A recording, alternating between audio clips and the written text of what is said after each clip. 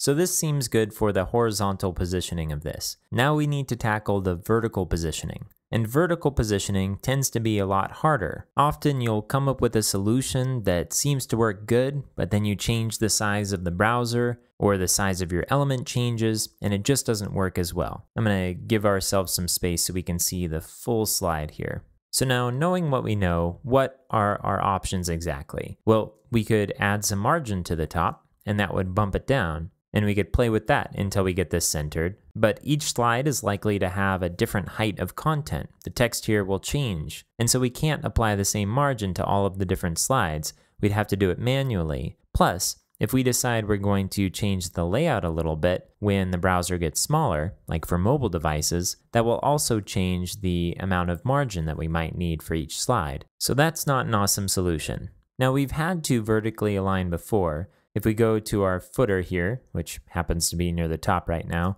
we had to vertically align these icons inside of the circles. The way we did that was with height and padding, and that works fine if it's just one character. But if the height is going to be variable, then we're not going to have as much luck using that approach. When we were creating our search bar here, we used a CSS property called vertical align, but unfortunately, we can't use vertical align with block elements like we have in our slide. So we'll have to find some other method. Now here is a web page that I found the most useful for finding different methods of centering something vertically. It goes through 6 methods. Each one works in a different context. And even though it would be really nice to just have one solution that worked all the time, sometimes we just don't have the same control over our markup in CSS. Like in this situation, we're dealing with a third-party library, and we need to somehow mix in with that without breaking their CSS. So having an arsenal at your disposal for vertical aligning is good. Now we could use JavaScript to achieve the same thing,